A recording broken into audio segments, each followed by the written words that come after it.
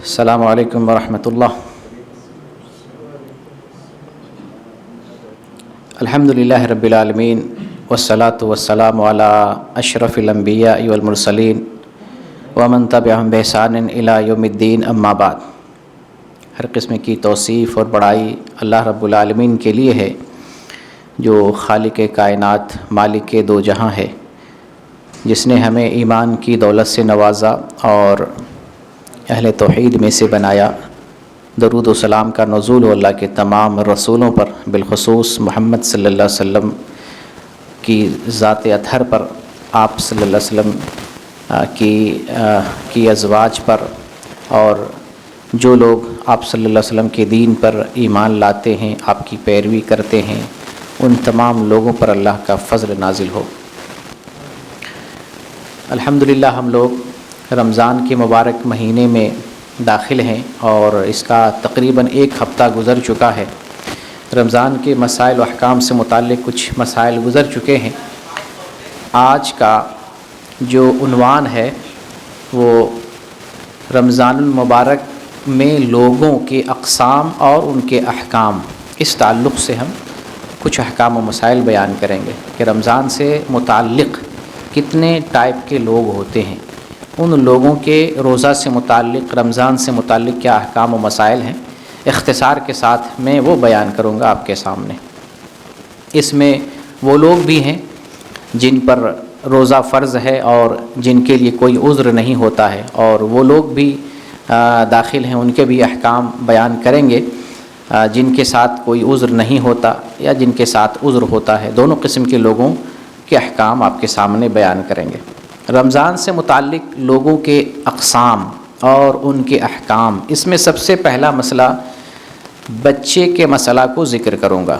روزہ سے متعلق، رمضان سے متعلق بچوں کا کیا مسئلہ ہے، بچوں پر روزہ فرض ہے یا نہیں ہے، یا بچوں کو کب سے، کس عمر سے روزہ رکھوانا چاہیے، بچے کے روزے کا کیا حکم ہے، اس سلسلے میں والدین کو شرعی حکم معلوم ہونا چاہیے۔ شرعی اعتبار سے وہ بچے جو بالغ نہیں ہوئے ہیں، ایسے بچوں پر روزہ فرض نہیں ہے۔ شریعت کے اعتبار سے وہ بچے جو بالغ نہیں ہوئے ہیں ان پر روزہ فرض نہیں ہے۔ اس سلسلے میں ایک حدیث آتی ہے جو ابو داؤد کی ہے۔ اس حدیث میں نبی کریم صلی اللہ علیہ وسلم ارشاد فرماتے ہیں کہ 3 قسم کے لوگوں سے قلم کو اللہ تعالیٰ نے اٹھا لیا ہے۔ قلم اٹھا لینے کا مطلب اس کا کوئی گناہ لکھا نہیں جاتا ہے، قلم اٹھا لیا گیا۔ 3 قسم کے لوگوں سے قلم اٹھا لیا گیا ہے، اس کے ذمہ کچھ لکھا نہیں جاتا ہے۔ وہ 3 قسم کے لوگ کون ہیں؟ ایک وہ آدمی ہے جو مجنون ہو، پاگل ہو اور بے عقل ہو جب تک کہ اسے عقل نہ آ جائے۔ مجنون، پاگل اور بے عقل، ان کے پاس عقل نہیں ہوتی ہے، تو جب تک عقل نہ آ جائے تب تک اللہ تعالیٰ نے ان لوگوں سے قلم کو اٹھا لیا ہے، ان کے ذمہ کچھ لکھا نہیں جاتا ہے۔ ہاں، اگر کوئی آدمی پاگل تھا، ٹھیک ہو جائے، اب وہ شریعت کا مکلف ہو جاتا ہے۔ کوئی دیوانہ تھا، کوئی بے عقل تھا، اس کو عقل آ جائے تو پھر اس کے بعد وہ دین کا مکلف ہو جاتا ہے۔ یہ پہلا آدمی۔ دوسرا ہے سویا ہوا آدمی۔ سوئے ہوئے آدمی بیوی کو طلاق دے دے، کسی کو گالی دے دے۔ نیند میں کچھ بھی آدمی بک سکتا ہے، کچھ بھی خواب دیکھ سکتا ہے، کچھ بھی زبان سے بول سکتا ہے۔ نیند میں کچھ آدمی بڑبڑانے لگتا ہے، اس کا کوئی اعتبار نہیں ہے۔ تو نیند میں جو آدمی ہوتا ہے وہ مرفوع القلم ہوتا ہے، قلم کو اٹھا لیا گیا ہے۔ قلم اٹھا لینے کا مطلب کیا ہے؟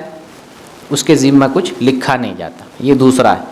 تیسرا ہے بچہ۔ بچے سے بھی قلم اٹھا لیا گیا ہے جب تک وہ بالغ نہ ہو جائے۔ وَعَنِ الصَّبِيِّ حَتَّى يَحْتَلِمَ، اور بچے سے قلم اٹھا لیا گیا ہے جب تک وہ بالغ نہ ہو جائے۔ جب بچہ بالغ ہو جائے تب وہ شریعت کا مکلف ہوتا ہے، شریعت کا وہ تب مکلف ہوتا ہے، شریعت کا حکم اس پر لاگو ہو جاتا ہے۔ اب اگر وہ خطا کرتا ہے تو وہ لکھا جائے گا، اور اگر نیکی کا کام کرتا ہے تو وہ بھی لکھا جائے گا۔ لیکن بلوغت سے پہلے قلم اٹھا لیا گیا ہے، وہ اگر کچھ خطا کرتا ہے تو وہ لکھا نہیں جاتا، لیکن نیکی کی جاتی ہے تو الحمدللہ بچپن سے نیکی شمار ہوتی ہے، نیکی کاؤنٹ کی جاتی ہے، لکھی جاتی ہے۔ یہاں پر بچوں کے تعلق سے ایک غلط فہمی کا ازالہ کر دیتا ہوں، وہ یہ ہے کہ عام لوگ یہ سمجھتے ہیں کہ 7 سال کے بچے پر نماز فرض ہے، بعض لوگ یہ سمجھتے ہیں کہ 10 سال کے بچوں پر نماز فرض ہے، تو اسی طرح سے لوگ یہ سمجھتے ہیں کہ 7 سال یا 10 سال کے بچوں پر روزہ فرض ہے، حالانکہ ایسا مسئلہ نہیں ہے۔ مسئلہ یہ ہے کہ جب بچہ بالغ ہو جائے یا بچی بالغ ہو جائے تب نماز فرض ہوتی ہے اور تب جا کر روزہ بھی فرض ہوتا ہے۔ بلوغت سے پہلے نہ نماز فرض ہے نہ روزہ فرض ہے۔ البتہ نبی صلی اللہ علیہ وسلم نے حکم فرمایا ہے کہ جب بچہ 7 سال کا ہو جائے تو نماز کا حکم دو۔ یہ حکم دینا واجبی نہیں ہے، یہ تربیت کے طور پہ ہے۔ اسلام نے ہمیں الحمدللہ گائیڈ دیا ہے کہ بچپن ہی سے بچوں کو اسلامی تربیت میں رکھا جائے، بچوں کو سنوارا جائے، مہذب بنایا جائے، دیندار بنانے کے لیے بچپن سے کوشش کی جائے گی۔ تو بچہ جب 7 سال کا ہو جائے گا حکم دیا گیا کہ نماز پڑھنے کا حکم دو، اور جب بچہ 10 سال کا ہو جائے اور نماز چھوڑتا ہے تو مارنے کا حکم دیا گیا ہے۔ نبی صلی اللہ علیہ وسلم ارشاد فرماتے ہیں، یہ ابو داؤد کی حدیث ہے 495 نمبر کی، مرو اولادکم بالصلاۃ وہم ابناء 7 سنین، جب بچہ 7 سال کا ہو جائے تو اسے نماز کا حکم دو، وضربوہم علیہا وہم ابناء 10 سنین، اور 10 سال کا ہو جائے نماز چھوڑے تو اسے مارو، وفرقوا بینہم فی المضاجع، اور اس کے بستروں کے درمیان تفریق کر دو۔ 10 سال کے بعد بچوں کے بستر کو الگ الگ کرنا چاہیے۔ تو یہ جو نماز کا حکم دیا گیا ہے، 7 سال پہ بچے کو نماز پڑھنے کا حکم دیا جائے گا، 10 سال پہ نماز چھوڑے تو مارنا ہے، یہ تادیباً ہے، ادب کے طور پر، تربیت کے طور پر۔ تو اس سے یہ مسئلہ نہیں نکلتا ہے کہ 7 سال میں یا 10 سال میں بچے پر نماز فرض ہے، اور اس سے یہ بھی مسئلہ نہیں نکلتا ہے کہ 7 سال یا 10 سال کے بچے پر روزہ فرض ہے، یہ بھی مسئلہ نہیں نکلتا ہے۔ تو 7 سال اور 10 سال کے بچوں کے لیے نماز کا جو حکم ہے وہ تربیت اور تعلیم کے طور پر ہے۔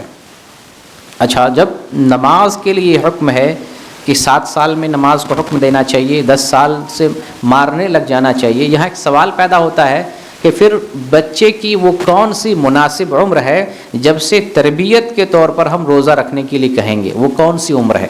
تو شریعت نے ایسی کوئی عمر متعین نہیں کی ہے کہ اس عمر کو بچہ پہنچ جائے تو تم روزے کا حکم دینے لگو، روزہ رکھوانا شروع کرو، ایسی کوئی دلیل نہیں ملتی ہے۔ لیکن اہل علم نے ذکر کیا ہے کہ عام طور سے مناسب عمر 10 سال کی ہے، کہ بچہ جب 10 سال کا ہو جاتا ہے تو اسے روزہ رکھوانا چاہیے۔ اور اس سلسلے میں صحیح بات یہ ہے کہ 10 سال کا ہو یا اس سے پہلے کا بچہ ہو، روزہ رکھنے کی طاقت ہے تو روزہ رکھوانا چاہیے۔ ہم روزہ رکھ کر دیکھیں گے ہمارا بچہ روزہ رکھ سکتا ہے کہ نہیں، 6 سال کا ہو یا 7 سال کا ہو، روزہ رکھنے کے لیے ہم روزہ رکھوا کر دیکھیں گے دن کے کس حصے میں وہ بھوک محسوس کر رہا ہے، چیختا ہے، چلاتا ہے، روتا ہے، کھانے کے لیے تڑپتا ہے، دیکھیں گے۔ اگر ایسی کوئی پیاس، بھوک اور اس طرح کی کوئی ضرورت پیش نہ آئے، 7 سال کا بچہ ہو، 8 سال کا بچہ ہو، 6 سال کا بچہ روزہ آسانی سے رکھ لے جا رہا ہے، تو ہم اسے روزہ رکھوائیں گے، کوئی حرج کی بات نہیں۔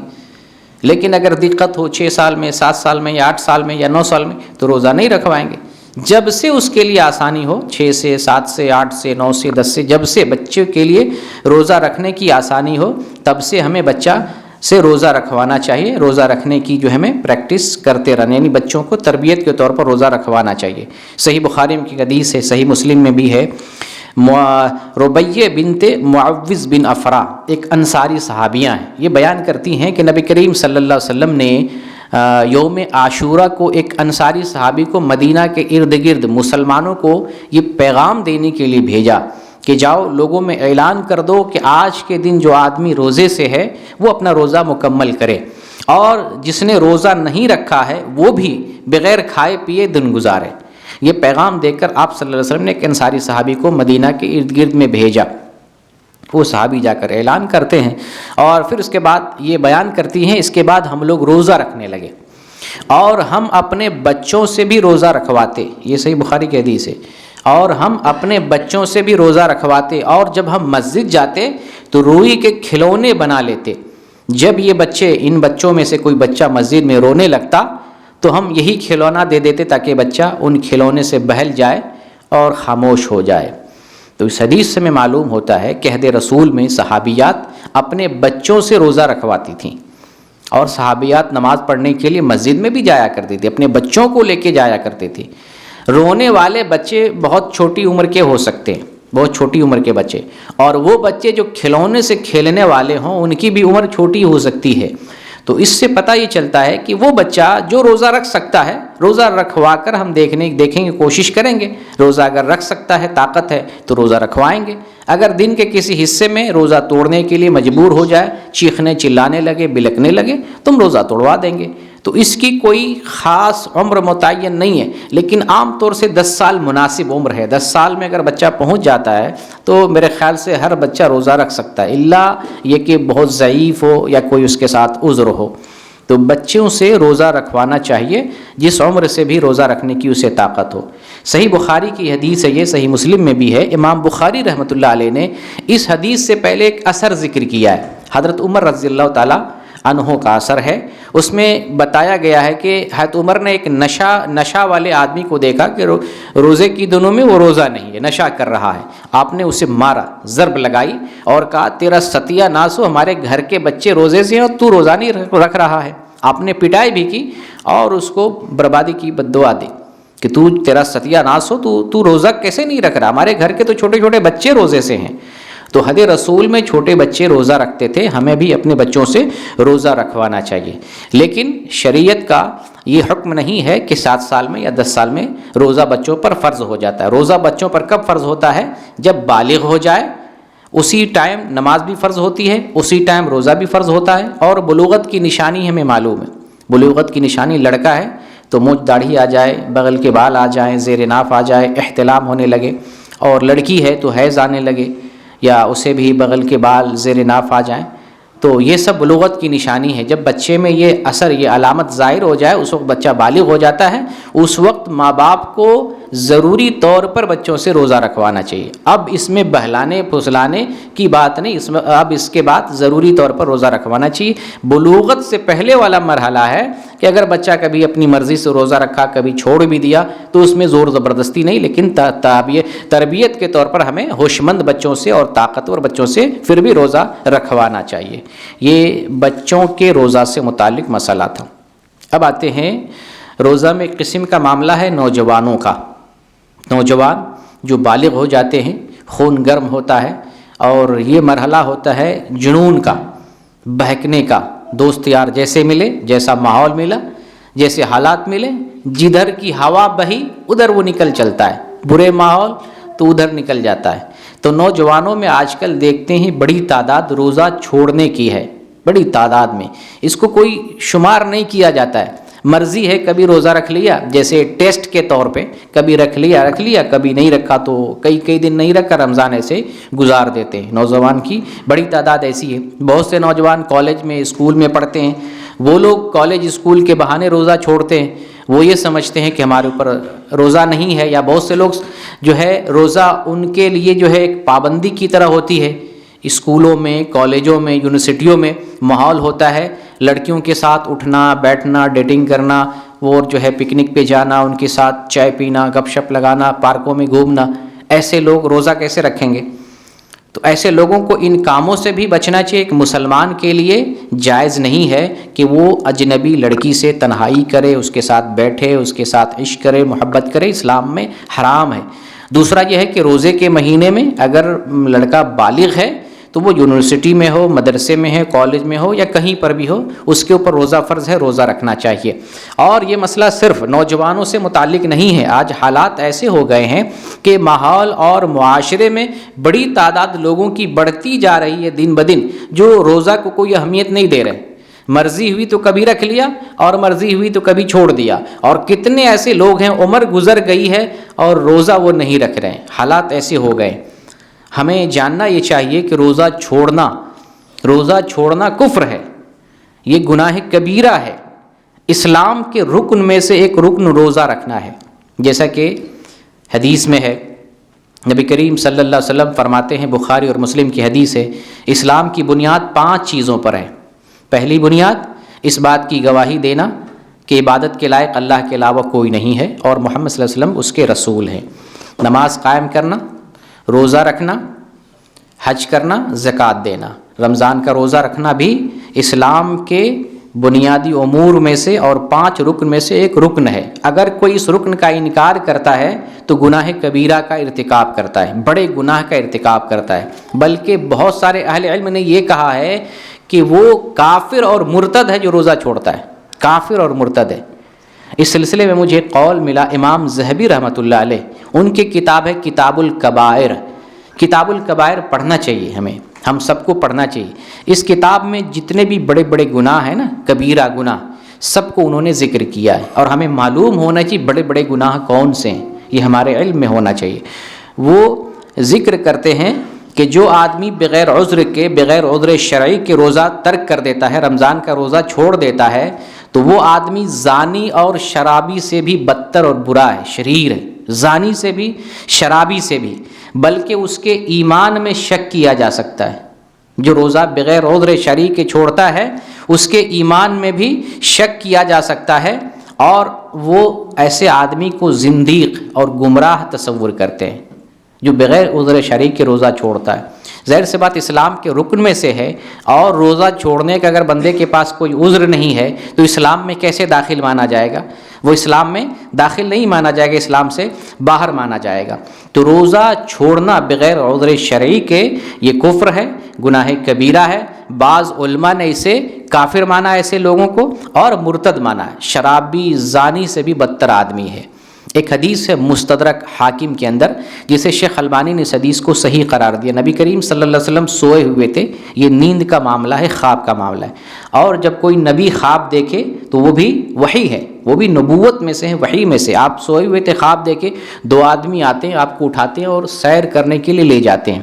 آپ دیکھتے ہیں ایک جگہ سے بہت چیخنے چلانے کی آواز آ رہی ہے، پھر آپ نے دیکھا کچھ لوگ الٹے لٹکے ہوئے ہیں، پیروں کے بل، کونچوں کے بل وہ لٹک رہے ہیں، اور ان کی بانچیں کٹی ہوئی ہیں دونوں سائڈ سے، منہ کا دونوں حصہ کٹا ہوا ہے، خون بہہ رہا، دونوں بانچیں کٹی ہوئی، خون بہہ رہا۔ آپ صلی اللہ علیہ وسلم پوچھتے ہیں یہ کون لوگ ہیں جن کا ایسا حشر کیا جا رہا ہے؟ تو فرشتے جواب دیتے ہیں کہ یہ وہ لوگ ہیں جو روزہ تو رکھتے تھے مگر وقت سے پہلے افطار کر لیتے تھے۔ اللہ اکبر، یعنی کہ روزے دار تھے، روزہ رکھنے والے تھے، ان کو صرف اس بات پر سزا دی جا رہی تھی کہ وقت سے پہلے اس نے افطار کر لیا۔ وقت سے پہلے افطار کرنے کی یہ سزا ہے، جو روزہ نہ رکھے اس کی کیا سزا ہو سکتی ہے؟ اسی حدیث سے ہم اندازہ لگا سکتے ہیں کہ روزہ چھوڑنے کا کیا گناہ ہو سکتا ہے۔ بہت بھاری گناہ ہے یہ۔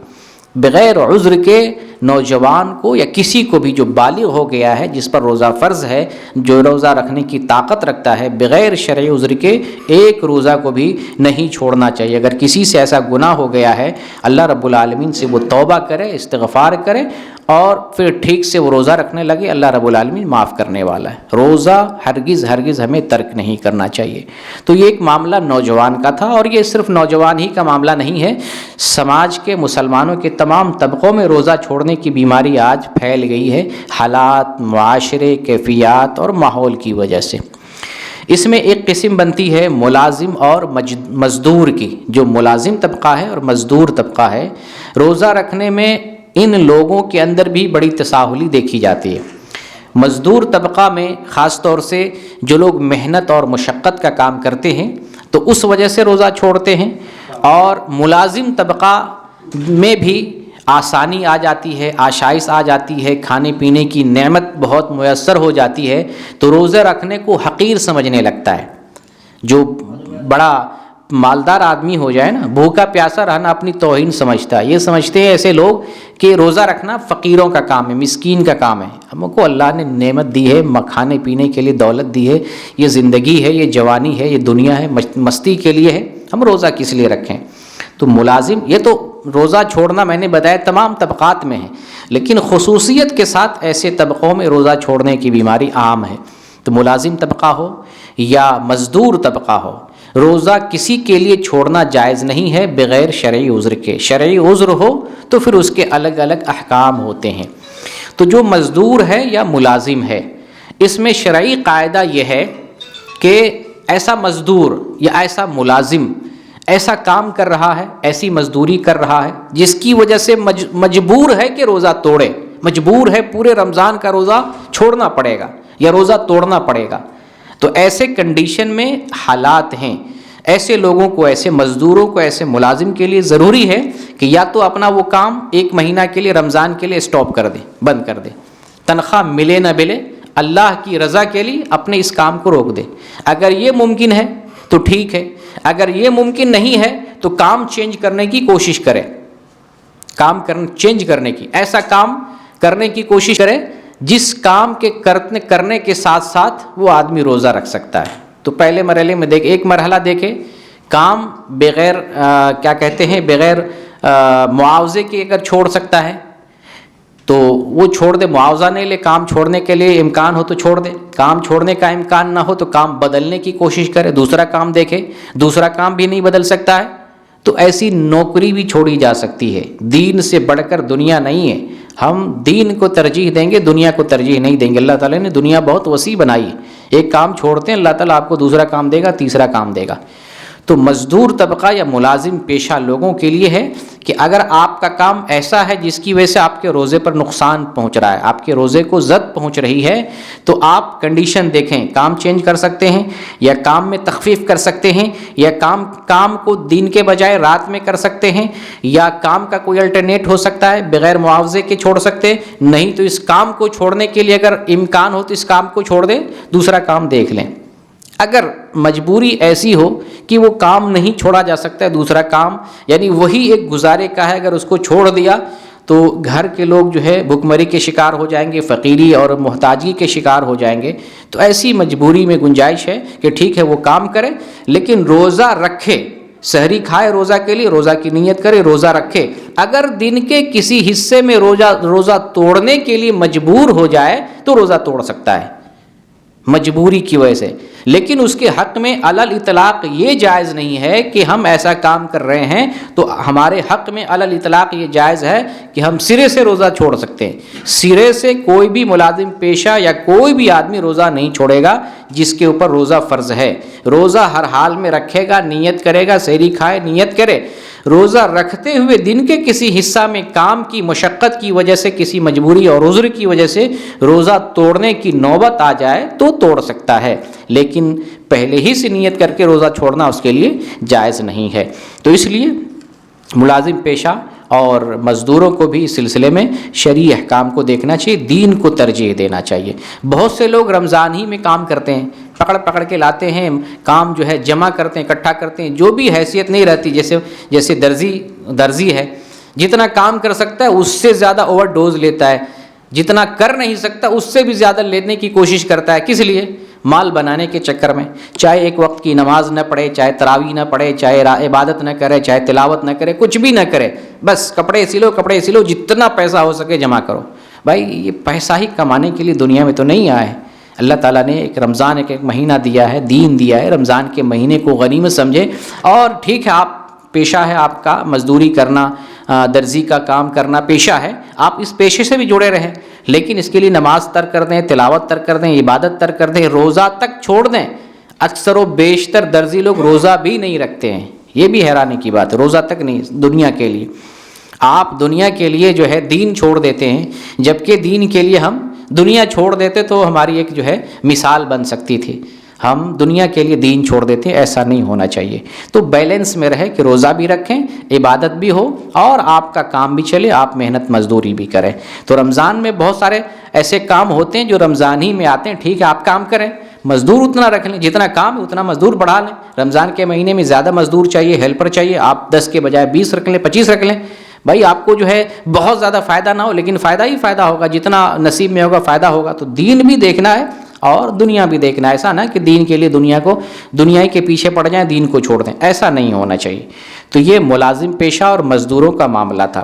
ایک معاملہ ہے ایسے لوگوں کا جو روزہ تو رکھتے ہیں لیکن نماز نہیں پڑھتے. ایسے لوگوں کا روزہ رکھنا کوئی فائدہ مند نہیں ہے. نماز کا درجہ روزہ سے پہلے ہے. جب آپ کلمہ پڑھتے ہیں اور شہادتین کا اقرار کرتے ہیں تو شہادتین کے اقرار کے بعد پہلا مرحلہ نماز کا آتا ہے. شہادتین کے اقرار کے ساتھ ہی نماز آپ کے اوپر فرض ہو جاتی ہے، نماز پڑھنا ہے. تو اگر کوئی آدمی روزہ رکھتا ہے نماز نہیں پڑھتا ہے، اس کا روزہ قبول نہیں ہوگا، اس کا روزہ ہوگا ہی نہیں. کیوں؟ اس لیے کہ نماز چھوڑ رہا ہے، جو عظیم عبادت ہے، جو مسلمان اور کافر کے درمیان فرق کرنے والی چیز ہے. نماز چھوڑنا فریضے کا انکار کرے، نماز کو اہمیت نہ دے، اس کو چھوڑے رکھے، ایسا آدمی تو کافر ہو جاتا ہے، ایسا آدمی مرتد ہو جاتا ہے۔ تو ایسا بے نمازی اگر روزہ رکھ رہا ہے تو اس کا روزہ قبول نہیں کیا جائے گا۔ اسلام کے 5 ارکان ابھی میں نے بتایا آپ کو، بخاری مسلم کی حدیث کے حوالے سے اسلام کے 5 ارکان ہیں۔ شہادتین کے اقرار کے بعد دوسرے نمبر پر نماز ہے، اور اسی لیے اہل علم نے ذکر کیا ہے کہ اگر توحید کسی کے پاس نہیں ہے یا توحید میں شرک کر رہا ہے تو سب سے بڑا گناہ کون سا ہے؟ شرک ہے۔ تو شرک کے بعد سب سے بڑا گناہ نماز چھوڑنا ہے۔ نماز کا نمبر توحید کے بعد ہی ہے، شہادتین کے بعد نماز کا نمبر ہے۔ اس لیے نماز چھوڑنے کا جو گناہ ہے وہ شرک کے فوراً بعد ہے۔ شرک کا جتنا بڑا گناہ اس کے فوراً بعد نماز چھوڑنے کا معاملہ ہے۔ نماز جو چھوڑتا ہے شرک کے بعد بھاری گناہ ہے، یہ کوئی معمولی چیز نہیں نماز چھوڑنا کہ ہم نماز چھوڑتے ہیں کوئی مسئلہ نہیں، بہت بڑا گناہ ہے۔ اور ایسا آدمی، بہت سارے علم نے ایسے آدمی کو جو نماز ترک کرتا ہے، نماز نہیں پڑھتا ہے، کافر اور کافر جو ہے اور مرتد گردانا ہے۔ اس سلسلے میں شیخ ابن عثیمین رحمۃ اللہ علیہ کا ایک قول ذکر کرتا ہوں کہ جو آدمی روزہ رکھتا ہے مگر نماز نہیں پڑھتا ہے، وہ کہتے ہیں کہ ایسے آدمی کا روزہ قبول نہیں ہوگا، اس لیے کہ وہ کافر ہے، مرتد ہے۔ اس کی طرف سے نہ زکوٰۃ قبول ہوگی نہ صدقہ قبول ہوگا، یہاں تک کہ اس کی کوئی نیکی بھی قبول نہیں ہوگی۔ تو جو لوگ روزہ رکھ رہے ہیں، نماز نہیں پڑھ رہے ہیں، ان لوگوں کو ہوشیار ہونا چاہیے کہ نماز کا بھی اہتمام کرنا چاہیے۔ ماحول معاشرے کی وجہ سے، اور بہت ساری عورتوں کو دیکھتا ہوں کھانے پکانے یا ماحول و معاشرے کی وجہ سے نماز نہیں پڑھتی، روزے تو رہتی ہے، بھر دن روزہ رکھتی ہے لیکن نماز کا اہتمام نہیں کرتی ہے، تو ایسا روزہ رکھنا اس کو فائدہ نہیں پہنچائے گا۔ نماز کو بھی قائم کرنا ہے، نماز 5 وقت نمازیں ادا کرنی ہے۔ تو یہ معاملہ تھا روزہ رکھے مگر نماز نہ پڑھے۔ ایک معاملہ ہے بیمار کا، رمضان کے تعلق سے ایک قسم ہے بیمار کی۔ بیمار لوگوں کا مسئلہ یہ ہے، بیمار کی 2 قسمیں بنتی ہیں۔ ایک بیمار وہ ہے جو وقتی ہوتا ہے، اور ایک بیمار وہ ہے جو دائمی ہوتا ہے۔ 2 قسم کا بیمار ہوتا ہے۔ جو وقتی بیمار ہے، کچھ دن کے لیے، کچھ دیر کے لیے، کچھ گھنٹوں کے لیے، تو ایسا بیمار اتنے دیر کے لیے، اتنے دن کے لیے روزہ چھوڑے گا بیماری کی وجہ سے، کیونکہ اسے دوا کھانی پڑتی ہے، روزہ رکھ نہیں سکتا ہے۔ تو جب تک بیماری ہے، جب تک پریشانی ہے، بیماری ہے، دوا کھانا ہے، روزہ چھوڑے گا۔ بیماری سے جب شفا یاب ہو جائے گا، بعد میں اتنے روزوں کی وہ قضا کرے گا۔ یہ بیمار کی ایک قسم کا معاملہ ہے۔ بیمار کی دوسری قسم ہے کہ وہ دائمی بیمار ہے، علی طول، مہینے سالوں بیمار ہے، ایسے بہت سے لوگ ہوتے ہیں۔ تو اس بیمار کا حکم کیا ہے کہ اس کے ہر روزہ کے بدلے ہمیں فدیہ دینا ہے۔ ایسا بیمار جو دائمی بیمار ہو، ایسے بیمار کی طرف سے کیا دینا ہے؟ فدیہ دینا ہے۔ اور فدیہ کتنا دینا ہے؟ اس میں بھی کئی سارے سوالات ہوتے ہیں جن کی وجہ سے لوگ پریشان ہوتے ہیں۔ فدیہ 1 مسکین کا دینا ہے، اور 1 مسکین کا فدیہ جو ہے کھانے کی شکل میں پکا ہوا کھانا دے دیں، یا کچا کھانا، جو کھانے کی غذا ہوتی ہے وہ دے دیں، چاہے چاول ہو، آٹا ہو، دال ہو، اس طرح کی جو چیزیں، کھانے والی جو چیزیں ہوتی ہیں جس پر زندگی ٹکی ہوئی ہماری، جس کو کھا کے ہم زندہ رہتے ہیں، وہ ہمیں دینا چاہیے۔ بہت سے لوگ مسالے، مرچ اور نمک، تیل، یہ سب بھی حساب لگاتے ہیں، سب کی ضرورت نہیں ہے۔ اگر آپ ایکسٹرا طور پہ دے رہے ہیں تو کوئی حرج کی بات نہیں، لیکن فدیہ کے طور پر جو دینا ہے، کیا دینا ہے؟ غلہ میں سے، اناج میں سے، جس کو کھا کے ہم زندگی گزارتے ہیں، چاول، دال، آٹا، ان چیزوں میں سے دینا چاہیے۔ کتنا دینا چاہیے؟ 1.5 kg تقریباً دینا چاہیے، نصف سا، 1.5 kg کھانا دے رہے ہیں تو 1 وقت کا پکا ہوا کھانا دے دیتے ہیں، کافی ہے۔ 2 وقت کا بھی اگر دینا چاہیں تو کوئی حرج کی بات نہیں، 1 روزے کا فدیہ، پکا ہوا کھانا 1 وقت کا دیں، یا اگر 2 وقت کا بھی دے دیتے ہیں تو بھی کوئی حرج کی بات نہیں، 1 وقت کا دینا کافی ہے۔ اور سوکھا ہوا غلہ دیتے ہیں، اناج دیتے ہیں، تو 1.5 kg چاول ہر روزہ کے بدلے دینا کافی ہے۔ اگر اس کے ساتھ کوئی آدمی کچھ سبزیوں کا انتظام کر دیتا ہے، اس میں کوئی حرج کی بات نہیں، کیونکہ اللہ تعالیٰ نے کہا ہے کہ اگر یہ چیزیں ہیں، ایک مسکین کو کھانا دینا ہے، اگر تم اس سے زیادہ دینا چاہو تو کوئی حرج کی بات نہیں۔ اللہ تعالیٰ نے خود بتایا اگر تم زیادہ دینا چاہو تو اس میں کوئی حرج کی بات نہیں، لیکن کم از کم کھانا دے رہے ہیں 1 وقت کا، یا اگر جو ہے سوکھا غلہ دے رہے ہیں، اناج دے رہے ہیں، تو 1.5 kg کے حساب سے دینا ہے۔ اچھا، رمضان میں ڈیلی دیں، یا جو ہے کچھ دن کے بعد دے دیں، 10 دن کے بعد دے دیں، ہفتے دن کے بعد دے دیں، یا رمضان کے آخر میں اکٹھے دے دیں، یا رمضان کے بعد جتنا جلدی ہو دے دیں، اس میں کوئی حرج کی بات نہیں، حسب سہولت دے سکتے ہیں۔ اور پورے 30 دنوں یا 29 دنوں کا فدیہ ایک آدمی کو بھی دے سکتے ہیں اگر محتاج اور مسکین ہے تو، اور مختلف آدمیوں میں بھی تقسیم کر سکتے ہیں، کوئی حرج کی بات نہیں، لیکن جس کو دے رہے ہیں ضروری ہے کہ وہ محتاج، مسکین اور ضرورت مند ہو۔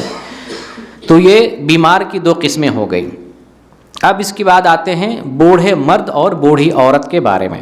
بوڑھے مرد اور بوڑھی عورت کا مسئلہ بیمار کے، دائمی بیمار کے معاملے میں آتا ہے۔ دائمی جو بیمار ہوتا ہے اس قسم میں سے بوڑھا مرد اور بوڑھی عورت ہے، کیونکہ بوڑھا مرد بہت ضعیف ہو جائے یا بوڑھی عورت وہ روزہ نہیں رکھ سکتے ہیں تو وہ دائمی بیمار کے حکم میں ہیں۔ تو دائمی بیمار کیا کرتے ہیں؟ ہر روزہ کے بدلے فدیہ دیتے ہیں، لہٰذا انتہائی ضعیف اور بوڑھا آدمی بھی ہر روزہ کے بدلے فدیہ دے گا۔ ایک روزہ کے بدلے فدیہ ایک مسکین کو فدیہ دے دے، ہر روزہ کے بدلے ایک مسکین کو، یا جس کو دینا چاہیں ہر روزہ کے بدلے ایک مسکین کا فدیہ بنتا ہے، جس کو دینا چاہے اپنی سہولت کے اعتبار سے اور ضرورت، لوگوں کی ضرورت کے اعتبار سے فدیہ تقسیم کر کے دے سکتے ہیں۔ یہ بوڑھے مرد اور بوڑھی عورت کا مسئلہ تھا۔ ایک مسئلہ ہے مسافر کا۔ مسافر کا مسئلہ، سفر میں روزہ چھوڑنے کی اجازت ہے، لیکن اس میں شرعی مسئلہ یہ ہے کہ اگر روزہ رکھنے کی سفر میں آسانی ہو تو رکھ سکتے ہیں، یہ نہیں کہ مناہی ہے روزہ رکھ ہی نہیں سکتے سفر میں، ایسا نہیں ہے۔ روزہ رکھنے کی آسانی ہے اور رکھنے کا دل کر رہا ہے تو سفر میں روزہ رکھ سکتے ہیں، اور اگر چھوڑنا چاہیں، آسانی بھی ہے پھر بھی چھوڑنا چاہیں تو کوئی حرج کی بات نہیں، اور مشقت ہے تو چھوڑ ہی دینا چاہیے۔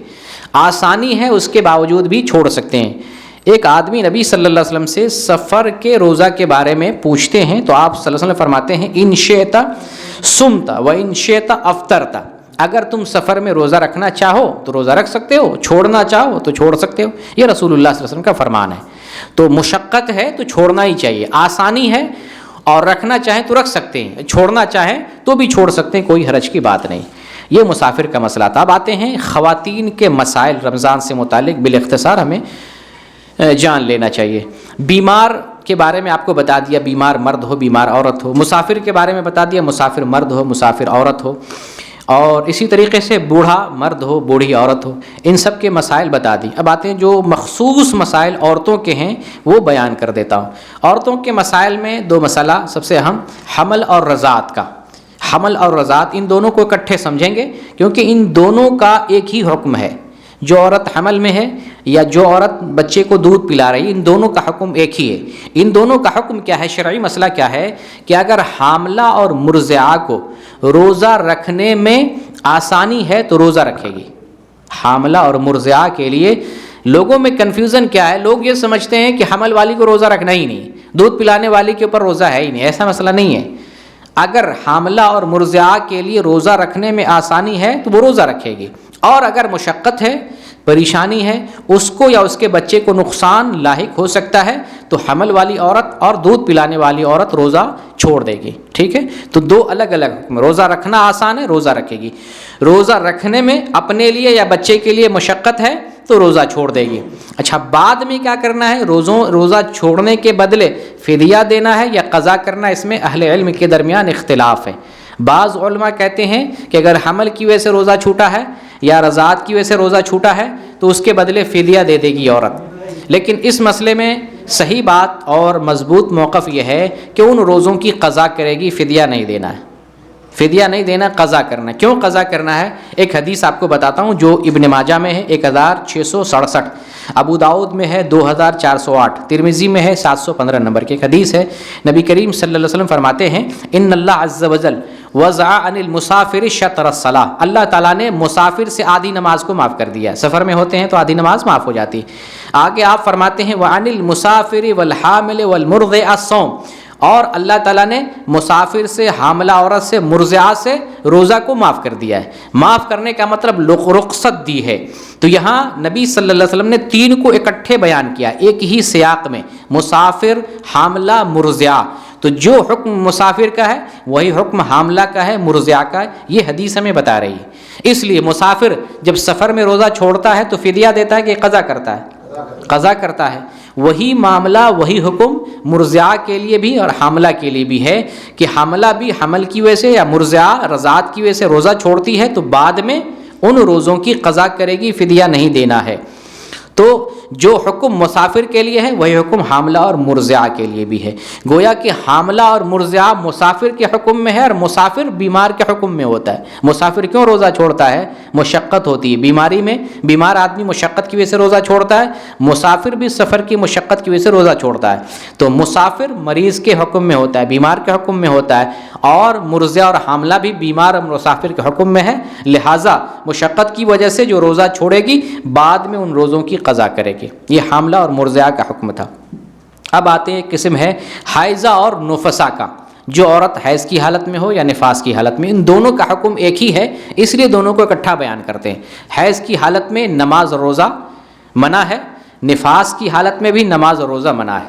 لیکن جب حیض ختم ہو جائے یا نفاس ختم ہو جائے تو کیا کرنا ہے؟ نماز شروع کر دینا ہے، اور جو روزہ چھوٹا ہوا رہتا ہے روزوں کی قضا کرنی ہے. یعنی حیضہ اور نفسا دونوں کا سیم حکم ہے. حیض کی حالت میں، نفاس کی حالت میں نماز نہیں پڑھے گی، روزہ نہیں رکھے گی. جب خون منقطع ہو جائے، عورت پاک ہو جائے، تو پاکی کا غسل کرنے کے بعد اب روزہ نماز پڑھنے لگے گی اور روزہ بھی رکھنے لگے گی. پہلے جو روزہ چھوٹا تھا ان روزوں کی بعد میں قضا کرے گی. یہ حائضہ اور نفسا کا معاملہ ہے. استحاضہ ایک بیماری ہے، عورت سے خون جاری ہوتا ہے، وہ خون بیماری کی وجہ سے ہوتا ہے، اس میں نہ نماز معاف ہے نہ روزہ معاف ہے. اسے استحاضہ کہتے ہیں. حیض اور استحاضہ میں فرق ہے، عورتوں کو اس بات کو سمجھنا چاہیے. حیض کا جو خون ہوتا ہے اس میں 3 قسم کی علامت ہوتی ہے. رنگ کالا ہوگا، اس کی ماہیت وہ گاڑھا ہوگا، اور اس کے اندر بدبو ہوگی. لیکن ہے جو کیا کہتے ہیں استحاضہ کا خون ہے، یہ کیفیت، یہ صورت اس میں نہیں پائی جاتی. وہ نہ گاڑھا ہوگا نہ کالا ہوگا نہ اس میں بدبو ہوگی. وہ جنرل خون ہوتا ہے. ویسے آپ بدن کا خون کاٹتے ہیں اس میں بدبو نہیں ہوتی، وہ گاڑھا نہیں ہوتا ہے، اس کے اندر جو ہے کالا پن نہیں ہوتا ہمارے بدن سے جو خون کٹے گا. لیکن حیض کے اندر یہ 3 صفات ہوتے ہیں. عورتوں کو یہ صفات دیکھ کر پہچان لینا چاہیے کہ حیض ہے. یہ صفات نہیں ہے تو حیض نہیں ہے. اچھا، جو عورت استحاضہ کی حالت میں ہوتی ہے، بیماری والا خون آتا ہے، اس کو حیض بھی آتا ہے. ایسا نہیں کہ حیض نہیں آتا، ہر مہینے حیض بھی آئے گا. استحاضہ کی بھی بیماری ہے، حیض بھی آتا رہتا ہے. ایسے کنڈیشن میں عورت کے لیے مشکل ہوتا ہے حیض کیسے پہچانے. حیض پہچاننا مشکل ہوتا ہے. تو ایک حدیث ہے، نبی کریم صلی اللہ علیہ وسلم کے پاس ایک عورت آتی ہے، فاطمہ بنت ابی حبائش. وہ پوچھتی ہیں اللہ کے رسول مجھے استحاضہ کی شکایت بیماری ہے، تو میرے لیے نماز کا کیا حکم ہے؟ آپ نے فرمایا حیض کا خون کالا ہوتا ہے. پہچان بتائی. حیض کا خون کالا ہوتا ہے جب تمہارے لیے کالا خون آئے تم سے، تو تم سمجھ لو یہ استحاضہ، یہ کیا کہتے ہیں حیض ہے. ان دنوں میں نماز سے رک جانا. جب کالا خون نہیں آئے تو تم وضو کرنا اور نماز پڑھنے لگ جانا. گویا کہ استحاضہ کی شکایت جس عورت کو ہے، جب کالا خون آنے لگے تو کیا کرے گی؟ نماز سے رک جائے گی، روزہ سے رک جائے گی. جب کالا خون بند ہو جائے تو غسل حیض کرے اور اس کے بعد وہ نماز روزے کی پابندی کرنے لگ جائے. تو یہ استحاضہ کا مسئلہ تھا. اب آتے ہیں حائضہ سے متعلق اور نفسا سے متعلق کچھ مزید باتیں بتا دیتے ہیں. چونکہ اللہ رب العالمین نے بناتے آدم پر یعنی عورتوں پر ہر مہینہ حیض کا آنا مقرر کر دیا ہے. جو عورت بالغ ہو جاتی ہے، بلوغت سے لے کر 50-60 سال تک حیض کا خون ہر مہینے آتا ہے. یہ ہر عورت کے ساتھ لگا ہوا ہے. بلوغت کے بعد سے لے کر کسی کو 50 سال تک، کسی کو 55 سال تک، کسی عورت کو 60 سال تک حیض آتا رہتا. تقریباً 60 سال کے بعد حیض کا معاملہ ختم ہونے لگ جاتا ہے. تو ہر مہینے خون آتا ہے. اس کا مطلب یہ ہے کہ رمضان میں بھی ہر عورت کو اس درمیان اس عمر والی عورت کو خون آئے گا، حیض کا خون آئے گا. تو اگر کوئی عورت حیض کو روکنے کے لیے دوا کھانا چاہے تاکہ مکمل روزہ رکھ لے تو حرج نہیں ہے، کھا سکتی دوا. لیکن میرا مشورہ اگر دوا نہیں کھاتی ہے تو بہتر ہے فطرت پر باقی رہے. کیوں؟ اس لیے کہ دوا کھانے سے مینس پر اثر پڑتا ہے، پھر حیض کا نظام اور سسٹم بدل جاتا ہے. کبھی 2 دن آئے گا، کبھی 4 دن آئے گا، کبھی تھوڑا آئے گا، کبھی زیادہ آئے گا. عورت پریشان ہو جاتی ہے پھر حیض کیا ہے حیض نہیں ہے، تو مینس کا سسٹم خراب ہو جاتا ہے. اس لیے دوا نہ کھائے تو بہتر. اگر کوئی صحیح دوا مل رہی، ڈاکٹر کے مشورے سے مل رہی ہے تو اگر کھانا چاہے تو کوئی حرج کی بات نہیں. دوسرا یہ ہے کہ حیض کی حالت میں کوئی عورت رمضان کے شروع میں، رمضان کے درمیان میں، اور خاص طور سے آخری عشرے میں شب قدر کی راتوں میں حیض کی حالت میں ہوتی ہے یا نفاس کی حالت میں ہوتی ہے، عورت پریشان ہو جاتی ہے. اب تو میرے لیے روزہ نہیں ہے، میرے لیے نماز نہیں ہے، لوگ تو عبادت پہ عبادت کر رہے ہیں، ہم تو کچھ نہیں کر سکتے ہیں. تو اس میں پریشان ہونے کی ضرورت نہیں ہے. الحمدللہ نبی کریم صلی اللہ علیہ وسلم کا فرمان ہے کہ جو آدمی صحت کی حالت میں کوئی عمل کر رہا تھا اور بیماری کی وجہ سے وہ عمل نہیں کر سکتا ہے یا سفر کی وجہ سے عمل نہیں کر سکتا ہے تو اللہ تعالیٰ پورا ثواب لکھتا ہے. اس لیے عورت کو گھبرانا نہیں چاہیے. دوسری بات یہ ہے کہ اللہ تعالیٰ نے حیض کی حالت میں یا نفاس کی حالت میں نماز اور روزے سے منع کیا ہے, دیگر عبادات سے نہیں منع کیا ہے. تو شب قدر کے ایام ہوں, آخری عشرہ ہو یا رمضان کا ابتدائی اور درمیانی عشرہ ہو, کوئی بھی رمضان کے ایام ہو, اگر عورت حیض کی حالت میں ہے نماز چھوڑ دے اور روزہ نہ رکھے, لیکن وہ دعا کر سکتی ہے, ذکر و اذکار کر سکتی ہے, تلاوت کر سکتی ہے, اور اسی طریقے سے نیکی کا کام ہے جیسے بیانات سننا, کتابیں پڑھنا, لوگوں کو دین بتانا, افطاری کی تیاری کرنا, لوگوں کو افطار کھلانا, یہ جو نیک کام ہے وہ کام نیک کام منانی. خاص طور سے تلاوت پر عورت جو ہے زیادہ زور دے. حیض کی حالت میں جو ہے عورت تلاوت بھی کر سکتی ہے, البتہ جب قرآن ہاتھ میں لے تو دستانہ لگا کر لے, اور موبائل سے, لیپ ٹاپ سے یا الیکٹرانک جو ہے ڈیوائس سے اگر تلاوت کر رہی ہے تو اس وقت دستانہ لگانے کی کوئی ضرورت نہیں. تو یہ بھی بہت اہم عبادتیں ہیں, دعا کرنا, ذکر کرنا, استغفار کرنا, تلاوت کرنا, یہ بھی عظیم عبادات ہے. شب قدر میں ایک دعا سکھائی گئی, اللہم انک عفو تحب العفو فاعف عنا یا فاعف عنی, یہ دعا کثرت کے ساتھ جو ہے سب پڑھ سکتے ہیں اور حیضہ کو بھی پڑھنا چاہیے. تو یہ عبادتیں حیضہ عورت یا نفسا عورت جو ہے اگر حیض کی حالت میں ہے یا نفاس کی حالت میں ہے تو انجام دے سکتی ہیں.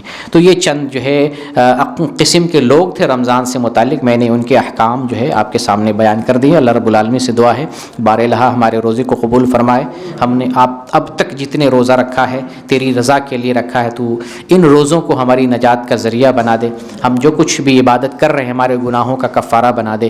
جو کچھ رمضان بچ گئے ہیں ان رمضان میں کثرت کے ساتھ, محنت کے ساتھ, تگدو کے ساتھ اور اخلاص کے ساتھ بندگی کرنے کی توفیق دے, اور یہ رمضان ہماری مغفرت کا, غفران کا سبب بنا دے. آمین. وآخر الدعوانا الحمدللہ رب العالمین.